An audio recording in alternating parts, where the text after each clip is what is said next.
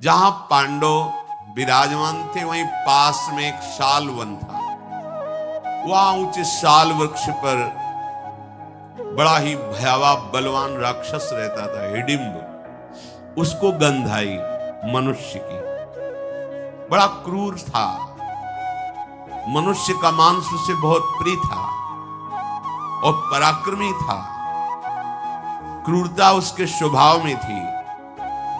बड़ी बड़ी दाढ़ें, विकराल मुख, भयंकर काला शरीर, बहुत विशाल पेट।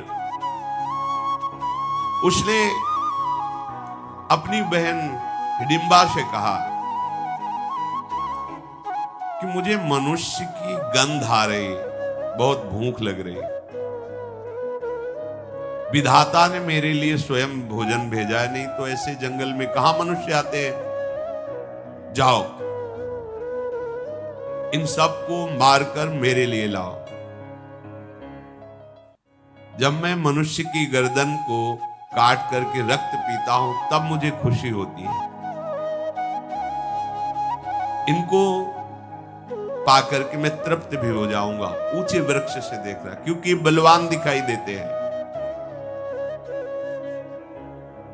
अपने भाई हिडिंब के कहने पर हिडिंबा प्रणाम करके अपने भाई को, जहां पांडव विराजमान थे पीपल वृक्ष के नीचे, वहां पहुंचे। संकट पे संकट धर्मात्माओं को, सत्य मार्ग पर चलने वालों को, पर विजय श्री सत्य की ही होती है। वहां जाकर के देखा कि और तो सब सो रहे हैं। विशाल काय तेजवान भीमसेन जग रहे हैं। देखा मानो कोई पहाड़ हो, ऐसे आकृति वाले भीमसेन, वायुपुत्र, महाबली हनुमान जी के भ्राता भी हुए। वायुपुत्र के नाते अपार बल है। वो भीम के भुजाओं को, वक्षस्थल को देख करके मोहित हो गए। विचार किया कि भाई तो क्रूरता भरी आज्ञा करी कि इनको मार के ले आओ। अगर मैं इनको मारूंगी तो 2 घड़ी में सबको खा जाएंगे, और अगर मैं इनको प्रसन्न कर लूं तो जीवन भर इनके साथ रह सकती हूं।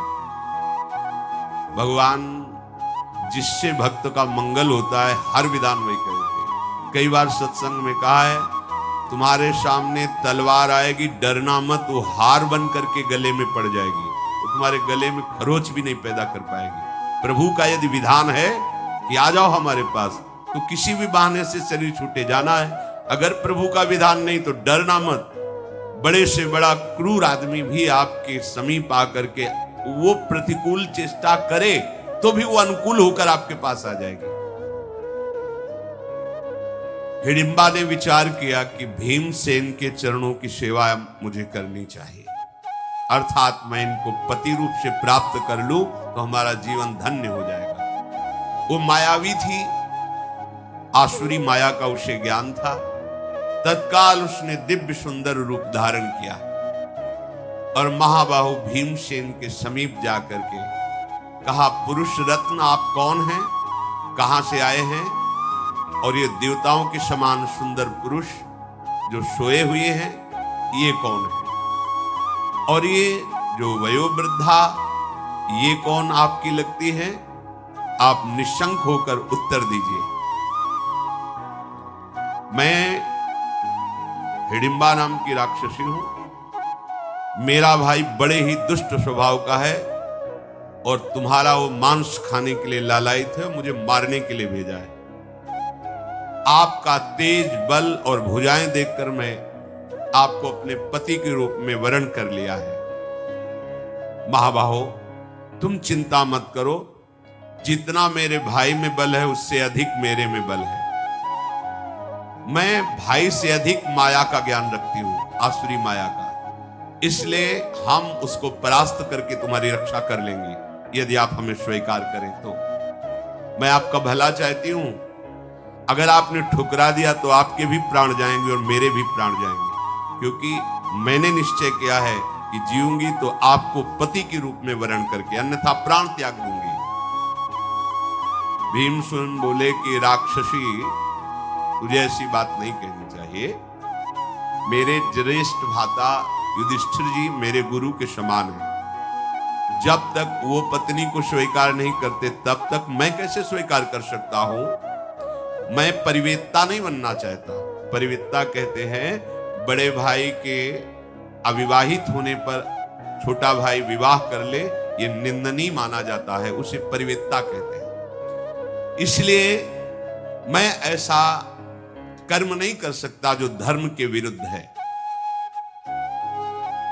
राक्षसी ने कहा यहां धर्म की बात नहीं, तुम्हारे प्राणों की रक्षा की बात मैं कर रही हूं।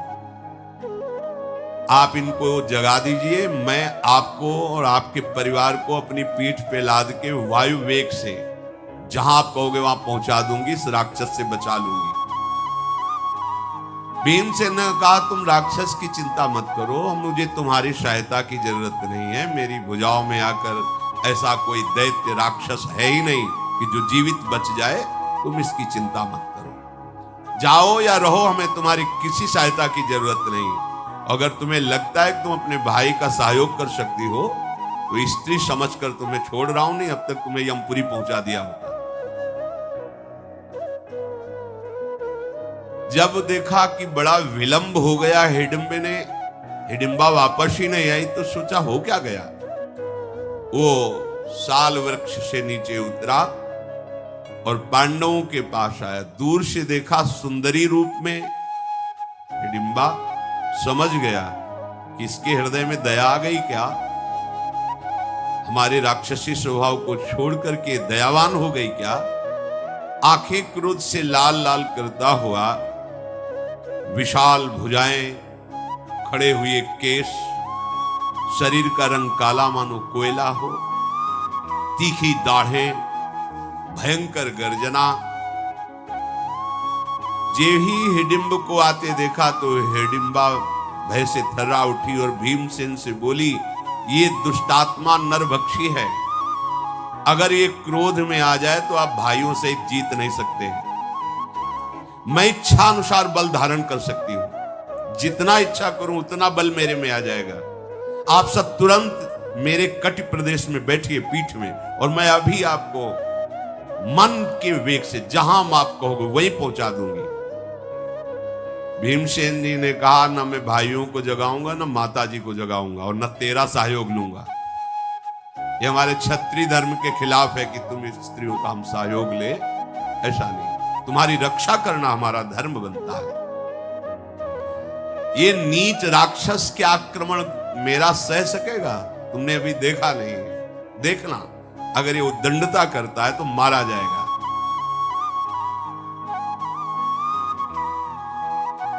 हिडिंबा ने कहा कि मुझे तो आप देवताओं के समान बड़े कोमल दिखाई दे रहे हैं, तुम मनुष्य हो, जानते नहीं राक्षसों के प्रभाव को, मैं जानती हूं। नरभक्षी राक्षस हिडिंब क्रोध में भरकर दोनों की बातें सुन रहा था। अपनी बहन पर दृष्टि डाल के उसने कहा धोखा, मेरे साथ धोखा। ये मनोहर रूप धारण करके तुम उस मनुष्य को चाहने लगी हो। पहले तुझे मारूंगा फिर इनको मारूंगा।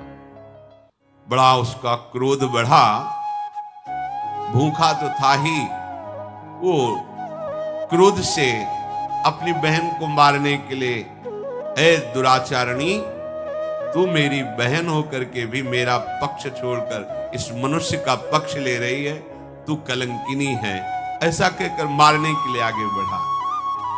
योद्धाओं में श्रेष्ठ भीमसेन ने अपनी भुजा से उसे रोक लिया। भीमसेन महान बलशाली है, छाती से उसको लगाया, अपनी भुजाओं में बांध करके और बहुत दूर घसीट करके ले गए, क्योंकि वहां कुछ करेंगे तो जग जाएंगे पांडव जी। अरे दुष्टात्मन, तू स्त्री शरीर को मारना चाहता है? भीम ने कहा तुझे आज तक मनुष्य मिले होंगे, लेकिन हम जैसे नहीं मिले होंगे। राक्षस कुलांगार, तू इस वन में आने वाले वनवासी ऋषि मुनियों को मार करके खाने की शक्ति रखता है। जितनी ताकत हो तेरे में लगा के देख ले, मेरी भुजाओं के बंधन से छूट जा। भारी गर्जना वो राक्षस करने लगा। ऐसी गर्जना में पांडव जग गए, माता कुंती जग गई, और वो देव स्वरूप धारण किए हुए हिडिंबा भी वहां खड़ी थी। लाख उपाय किया लेकिन वो भुजाओं से नहीं छूट पाया। भीमसेन ने पकड़कर उसे ऐसे पटका कि 32 हाथ दूर घसीटता हुआ चला गया। फिर भीमसेन गर्जना करके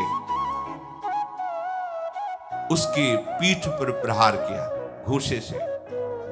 महाबली भीमसेन का प्रहार उसके लिए असहनीय हो गया। फिर भी वो हिम्मत करके गुथा जैसे दो बलवान गजराज भिड़ गए हो, ऐसे भीमसेन और वो असुर। पांडवजन जाग गए। माता कुंती ने पूछा हिडिंबा से, तू कौन है? सुंदर रूप वाली यहां मेरे पास कैसे खड़ी है? और ये क्या हो रहा है? किससे युद्ध हो रहा है? कुंती जी के इस प्रकार पूछने पर हिडिंबा बोली, मैं कोई देवी नहीं हूं, मैं एक राक्षसी हूं। मेरा नाम हिडिंबा है। मेरे भाई हिडिंब ने तुम लोगों को मारने के लिए भेजा था, पर मैं आपके उस पुत्र को जो युद्ध कर रहा देख करके मोहित हो गई और उसे पति रूप में वरण कर लिया है। आपका ये महाबली पुत्र जिससे लड़ रहा है वो मेरा भाई हिडिंब है, पर मुझे ऐसा लग नहीं रहा कि वो जीत पाएगा। कुंती जी ने कहा, तुम्हें पता नहीं है भीम कितने बलशाली हैं। देखो, अभी देखो, परिणाम अभी देख लेना। प्रचंड बलशाली भीमसेन ने उसे उठाया, उस भयंकर राक्षस को पटक करके उसकी छाती पे घुटने रखे और गर्दन को तोड़ दिया और पीछे की तरफ पलटा के इसे पैरों में लगा दिया, ऐसे उल्टा, अर्थात उसकी कमर टूट गई, उसकी गर्दन टूट गई। अर्जुन जी धनुष पर बाण चढ़ाए हुए बिल्कुल खड़े थे कि यदि कहीं ऐसा होता है तो मेरे द्वारा ये मारा जाएगा, पर ये देख करके कि भीमसेन के द्वारा ही मारा गया। पांडवजन हर्षित हुए और भीमसेन की प्रशंसा की। अब उस राक्षसी ने कुंती जी से कहा कि सुनो, मैंने वरण किया है तुम्हारे पुत्र को, तो हमें आदेश करो, मैं इच्छा अनुसार इनको जहां चाहूं वहां ले जा सकती हूं। मैं मोहिनी माया को अच्छी तरह से जानती हूं। जिस मार्ग पे जैसे चलना होता है मेरी वैसी ही गति होती है। बहुत दूर की बात, भूत की बात, भविष्य की बात, वर्तमान की बात, तीनों कालों का मुझे ज्ञान है। मैं हाथ जोड़ के कहती हूं कि मैंने आपके पुत्र को पति रूप में वरण किया है। कुंती माता ने युधिष्ठिर जी से कहा, तुम धर्म के विषय को जानते हो, तुम्हारा क्या निर्णय है? ये कह रही कि भीमसेन को पति रूप में मैंने वरण किया है, क्या तुम्हारा आदेश है? हिडिंबा ने कहा, पहले मेरी और बात सुन लीजिए। आजीवन मैं तुम्हारी दासी रहूंगी। जहां स्मरण जप करोगे मैं उपस्थित हो जाऊंगी। कोई ऐसा स्थान नहीं जहां मैं जा न सकूं, आपको ले न जा सकूं। यातधानी माया, निशाचरी माया, सब मायाओं का मुझे ज्ञान है। मैं कोई साधारण राक्षसी नहीं हूं। मेरा नाम सालकटी है। मैं दिव्य हूं, यहां इस रूप में रहती थी। मेरी कांति देवताओं से भी बढ़कर है, मेरी सामर्थ्य देवताओं से भी बढ़कर के है। और मेरे संयोग से जो पुत्र होगा वो त्रिभुवन में महाबली होगा, तुम्हारे बहुत काम आएगा। इसलिए मैं प्रार्थना करती हूं कि कहीं तुम मेरी बात को अस्वीकार मत कर देना। भूत भविष्य वर्तमान सब घटनाओं को मैं प्रत्यक्ष की तरह देखती हूं। अगर मेरी बात स्वीकार करते हो तो मैं आगे का मार्ग बताती हूं। आगे एक सरोवर है, उसका जल ऐसा है पी लेने पर तुम्हें भूख, थकान। हिडिंबा का ये वचन सुनकर कुंती देवी प्रभावित हो गई कि ऐसे संकट में भगवान ने ही इसे भेजा है। युधिष्ठिर जी से कहा, धर्मात्माओं में श्रेष्ठ बेटा, मैं जो कहती हूं बहुत ध्यान दीजिए। इसने जो बोला उसमें धर्म मुझे दिखाई दे रहा है। यदि इसकी हार्दिक भावना भीमसेन को पति रूप में प्राप्त करने की तो कोई दूषित नहीं है। युधिष्ठिर जी ने कहा कि हिडिंबा, तुम जैसा कह रही हो ठीक है, परंतु मैं जो बात कहूं उसे सत्य में स्थिर होकर स्वीकार करना। भीमसेन स्नान करके, नित्य कर्म करके, मांगलिक वेशभूषा धारण करेंगे हमारे पास। इसके बाद तुम ले जाओगी और संध्या काल होते होते यहीं छोड़ जाओगी। इतना हम समय तब तक देंगे जब तक तुम्हें गर्भ नहीं धारण होगा। गर्भ धारण होने के बाद बस तुम दूर हो जाओगी।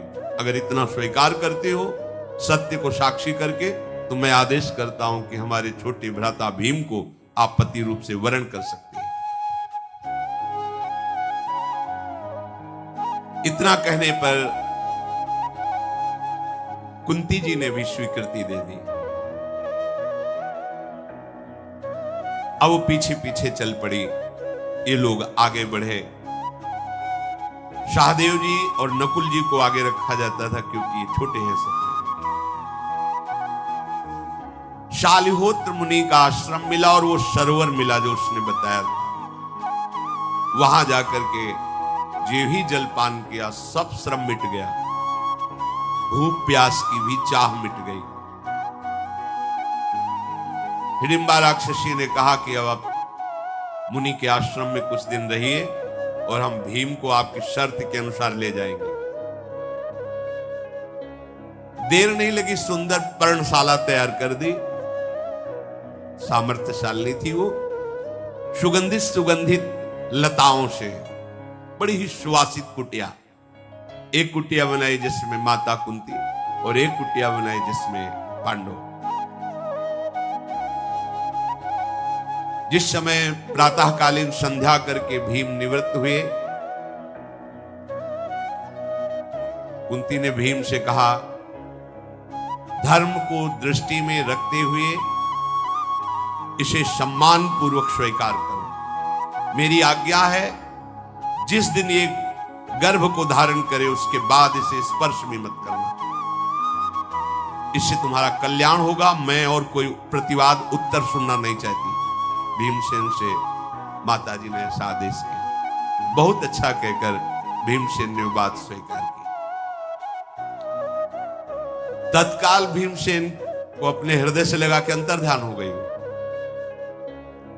मायावी थी, विविध प्रकार के देववनों में दिन भर रहती और संध्या काल आकर के पास में छोड़ देती। कुछ काल के पश्चात उस राक्षसी को गर्भ रहा और राक्षसियां गर्भ धारण नहीं करती, तत्काल पुत्र होता है। ऐसा नहीं कि वो जैसे मनुष्य योनि में है कि 9 महीने 10 महीने गर्भ धारण करके फिर बालक होना, ऐसा नहीं होता। गर्भ का संयोग बना और तत्काल बालक प्रकट हुआ।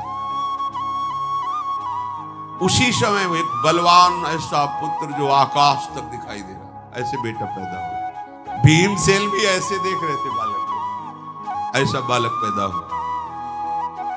कान ऐसे जैसे भाला, नुकीले ऐसे, बड़ा ही भयंकर।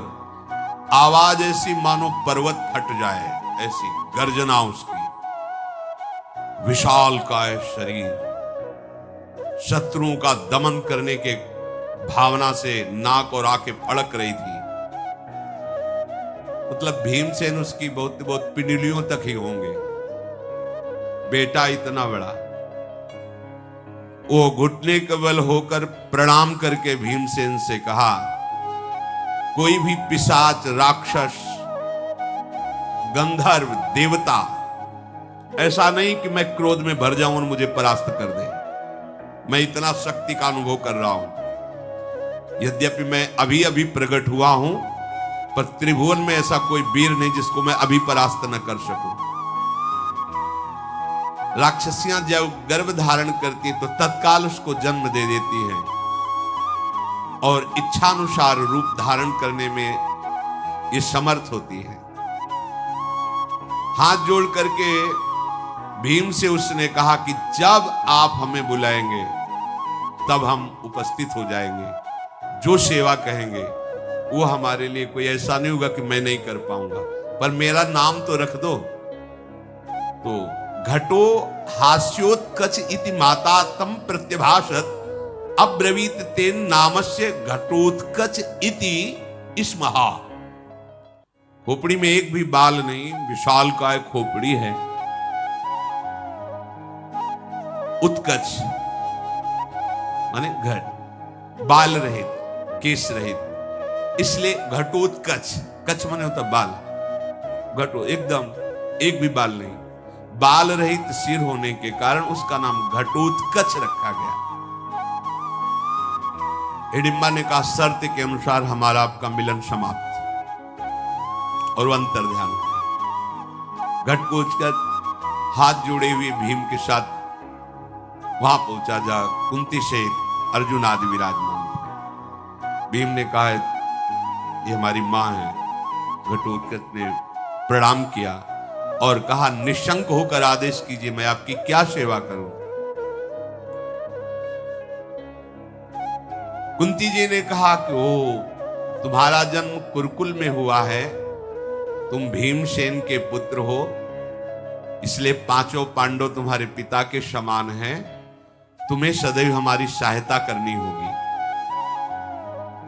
घटोत्कच ने कुंती जी को प्रणाम करके कहा दादी जी, रावण और मेघनाथ की जो महिमा बल में है उससे मैं पाई भर भी कम नहीं हूं। अगर मैं अपने स्वरूप में आ जाऊं तो प्रलय कर सकता हूं। सायोग की क्या बात, जब जहां आज्ञा। ऐसा था, मैं बढ़कर नहीं बोल रहा हूं, मैं रावण और मेघनाथ को एक क्षण में परास्त करने की सामर्थ्य रखता हूं। जब मेरी आवश्यकता हो, मेरे पितृवर्ग को सेवा की जब आवश्यकता हो, तब मुझे सेवा का अवसर देना, फिर मेरे बल को देख लेना। कोई सेवा हो तो आदेश करो या फिर मैं जाऊं। कुंती जी ने कहा भी कोई सेवा नहीं। उत्तर दिशा की तरफ मुख किया और अंतर ध्यान हो गया, चला गया।